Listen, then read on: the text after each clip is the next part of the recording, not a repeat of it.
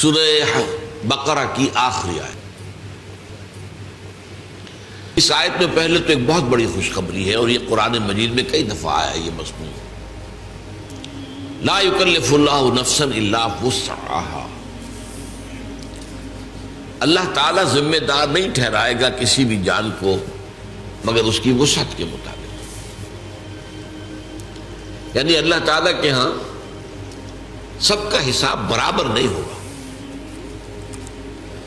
حساب ہوگا اس صلاحیت، اس قدرت، اس طاقت کے حساب سے جو اللہ نے اسے دی ہے. اگر کسی کی وسعت کم ہے محاسبہ بھی ہلکا ہوگا.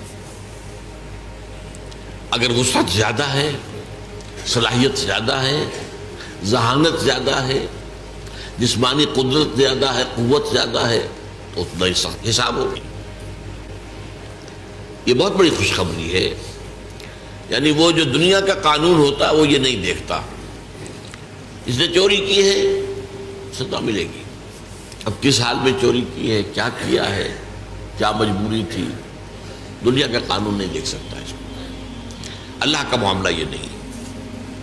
ہر شخص کو جو بھی اس کے اندر وسعت ہے اور وہ اللہ جانتا.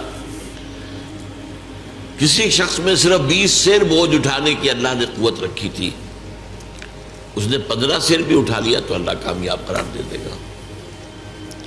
اور جس میں من بھر کی صلاحیت رکھی تھی اس نے 20 سیر بھی اٹھا لیا تو ناکام ہو گئے. تو گویا کہ یہاں کوئی فلیٹ ریٹ نہیں ہے. لا یکلف اللہ نفسا الا وسعها. کوئی جان بھی ذمہ دار نہیں ٹھہرائی جائے گی، مکلف نہیں ٹھہرائی جائے گی مگر اس کی وسعت کے مطابق. البتہ یہاں ایک شیطانی وسوسہ آتا ہے.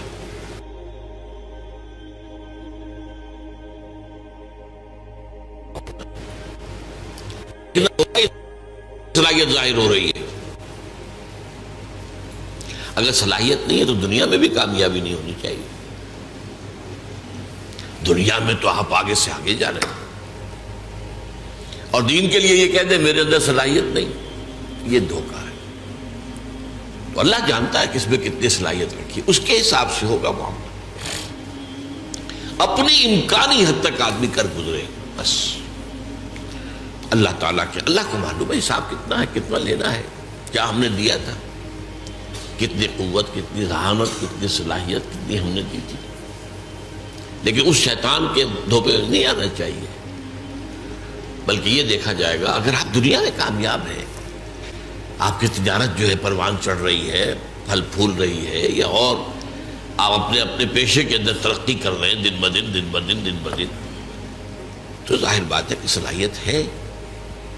اب اپنے آپ کو بری ٹھہرا دینا یہ کہہ کر کے میرے اندر تو صلاحیت نہیں ہے، یہ غلط ہے، یہ دھوکہ ہے، یہ نفس کا دھوکہ ہے، شیطان کا دھوکہ ہے. تاہم قاعدہ اپنی جگہ یہی ہے، لا یکلف اللہ نفسا الا وسعها لہا ما کسبت وعلیہا ما اکتسبت. یہ لہا اور علیہا یہ میں نے بارہا آپ کو بتایا ہے کہ لام آتا ہے تو کسی کے حق میں جانے والی بات، اور علی آ جائے تو کسی کے خلاف جانے والی بات. القرآن حجت لک او علیک.